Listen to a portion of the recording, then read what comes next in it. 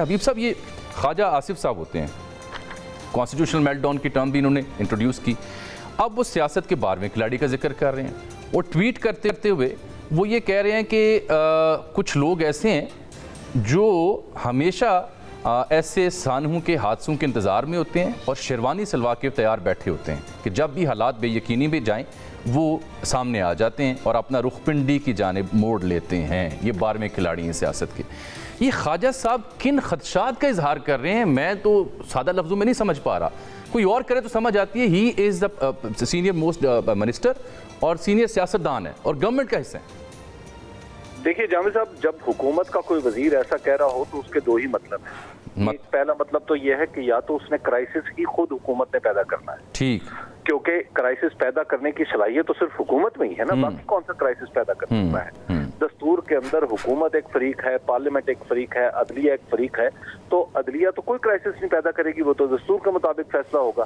तो क्राइसिस पैदा करने की सलाहियत तो सिर्फ और सिर्फ हुकूमत के पास होती है। तो एक तो यह है कि जब आपके जहन में या मौजूदा हुकूमत के जहन में इससे ये सुराग लगाया जा सकता है कि शायद किसी मुजरमाना कार्रवाई के बारे में कुछ चीज पनप रही है कि दस्तूर को बाईपास किया जाए, दस्तूर को तोड़ा जाए या दस्तूर को मरोड़ा जाए या पिचका कर इससे कोई अपने मतलब हासिल किया जाए, या तो इसका मतलब ये हो सकता है जो ख्वाजा साहब फरमा रहे हैं। और वो चूंकि हुकूमत के जिम्मेदार वजीर हैं और जिम्मेदार वजीर जब कॉन्स्टिट्यूशनल मेल्टडाउन की बात करे तो मेरा ख्याल है कि उसको पहला काम तो ये करना चाहिए कि वो काबीना से अलग हो जाए, क्योंकि काबीना में बैठ के तो इज्तिमाई जिम्मेदारी का उसूल है जो उस पर लागू होगा कि आखिर वो क्या बात कर रहा है कि एक हुकूमती शख्सियत और वो भी वजीर दिफा और बाहर आके कहे कि जनाब कॉन्स्टिट्यूशनल मेल्टडाउन हो रहा है, आखिर उसके पास ऐसी क्या इत्तला, कौन से जुर्म की इत्तला है। ये जो आपने जो नुक्ता उठाया उसमें 3 चीज़ें और मैं शामिल करके फिर आपकी जानता हूँ। इसके साथ आप शामिल कर लें जनाब नवाज शरीफ साहब की स्टेटमेंट्स, मुल्क के साथ जुल्म करने की क्या ज़रूरत थी, सड़क चलते एक शख्स को इंसाफ के लिए बुलाया गया। फिर मोहतरमा मरियम नवाज की स्टेटमेंट, मुल्क के साथ अच्छा सलूक नहीं किया जा रहा, मुल्क चलने दें, रखना डाला गया तो आहिनी हाथों से निपटेंगे। मैं पढ़ के सुना जो उन्होंने बोला हुआ है। और PTI को वो दिया जो मांगा नहीं। ये कौन है जिन्हें तरक्की अच्छी नहीं लगती, 5 साल हर हाल में पूरे करेंगे।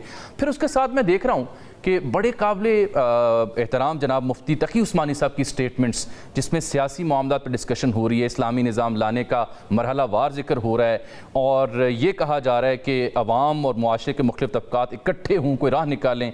फिर गौहर एजाज साहब निगरान सेटअप का हिस्सा रहे, वो मौजूदा हुकूमत की बद इंतज़ामी और नाअहली के ऊपर खुल कर बोल रहे हैं। ये सब क्या महज इत्तफाक है या बिखरे हुए डॉट्स हैं जिनको कनेक्ट करें तो वो शक्ल कुछ ऐसी बनती है कि शायद मैं उसका लफ्ज़ ना दे सकूँ। देखिए, जहां तक हुकूमत पे तनकीद का मामला है तो ये हुकूमत तवक्को से बहुत पहले बेअसर हो चुकी है। हुकूमत इसलिए ली जाती है कि आप वाकयात को एक नया रुख देते हैं या वाकयात बर्पा करने की सलाहियत आपको मिल जाती है सियासत में। लेकिन आप हुकूमत को देखें कि हुकूमत कहीं भी किसी भी सतह पर रुख नहीं दे पाई वाकयात को। मिसाल के तौर पे मईशत की दुरुस्ती इससे सबसे बड़ी तवक्को थी और जब ये लाए गए थे तो इनके जो स्पॉन्सर्स थे उन्होंने भी यही कहा था कि मईशत जो है, बल्कि आप तो बहुत सारे अंदरूनी मामला से वाकिफ हैं कि उस वक्त क्या कहा जा रहा था कि ये इसलिए लाए जा रहे हैं कि ये हुकूमत, ये जो इमरान खान की गवर्नमेंट है वो इकोनॉमी को ठीक नहीं चला पा रही, तो लिहाजा इकोनॉमी का जो फ्रंट जिसके ऊपर ये कहते थे कि हम माहिर हैं वो ही नहीं चला पाए, तो तनकीद तो इनके ऊपर बचा है। दूसरी बात जिसकी तरफ आप इशारा कर रहे हैं कि डॉट कनेक्ट करें तो जो तस्वीर सामने आती है, देखिए जामिद साहब, दस्तूर से बाहर की कोई भी तस्वीर सही है, एक मुजरिमाना मंसूबा तो हो सकता है, बिल्कुल काबिल अमल स्कीम नहीं। बहुत बहुत शुक्रिया जनाब हबीब अकरम साहब, बड़ा आपने मुफस्सल तज़िया पेश किया, हमें कर चुके हैं जनाब कमर ज़मान कायरा साहब। बहुत शुक्रिया कायरा साहब आपके वक्त का, वो कि ताख़ीर से आपसे रब्ता हुआ। ये फरमाइएगा, मैं जिक्र कर रहा हूँ ख्वाजा साहब कॉन्स्टिट्यूशन मेल्टडाउन की बात कर रहे हैं, 12वें खिलाड़ी के ऊपर ट्वीट कर रहे हैं, उनकी CM पंजाब भी कुछ ऐसी बातें कर रही हैं, नवाज शरीफ साहब भी।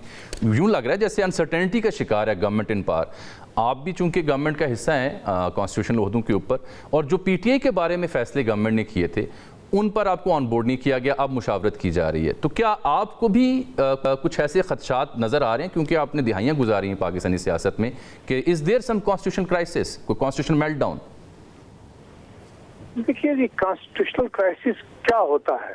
मेरी समझ के मुताबिक कॉन्स्टिट्यूशनल क्राइसिस कहते हैं कि जब आईन और कानून के मुताबिक आप निज़ाम न चला पा रहे हो। दुरुस्त फरमाया। इदारों के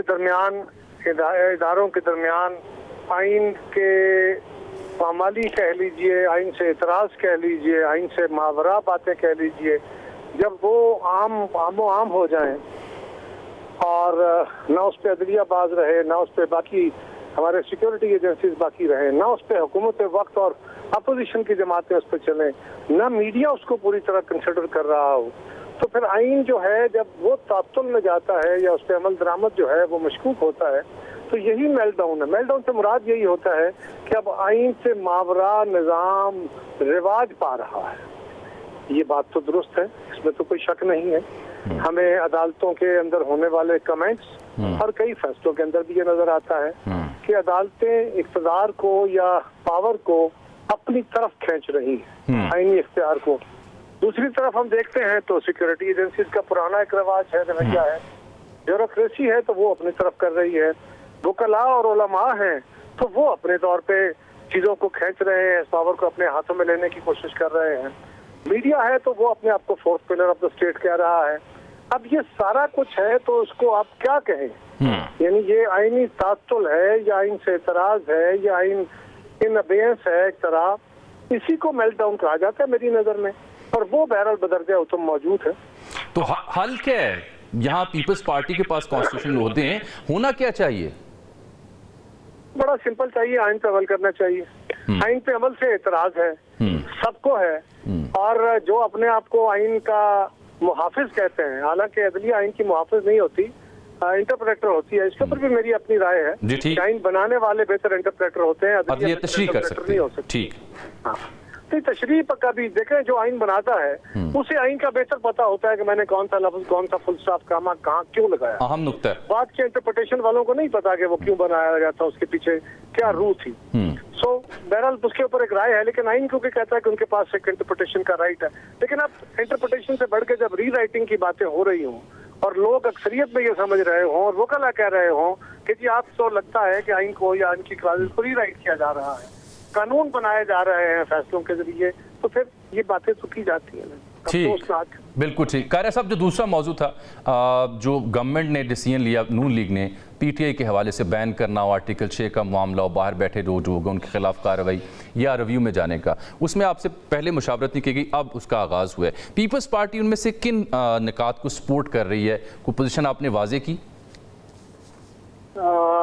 देखिए, पीपल्स पार्टी के पास तो जब ये तजवीज आएगी, अभी तो एक प्रेस कॉन्फ्रेंस हुई है, आपने भी सुनी, हमने भी सुनी। जी। हमारे साथ अभी तक बेहतर तो यही होता है कि आप अपने हाजियों को, साथियों को साथ लेके चल रहे हो, ताकि जो भी बदएतमादी ना पैदा हो सके। ठीक। लेकिन इत्तेहादी हुकूमतों में ये हो जाता है, अवॉइड करना चाहिए इसको। हुकूमत को चाहिए था कि पीपल्स पार्टी को पहले ऑन बोर्ड कर लेते। चले, नहीं किया तो अब वो कर रहे हैं, अब मुशावरत हो रही है, तो जब ये बात पीपल्स पार्टी से की जाएगी और पीपल्स पार्टी अपनी सेंट्रल एग्जीक्यूटिव की मीटिंग बुला के उसमें ये मामला तय करेगी, रखेगी, तो सही फिर देखा जाएगा। अभी तो इसके ऊपर हमारी राय जो है वो वाज़ेह है कि हम गैर आईनी बातों को, या भले मैं तो इस बात का हामी हूँ, बिल्कुल ठीक, भले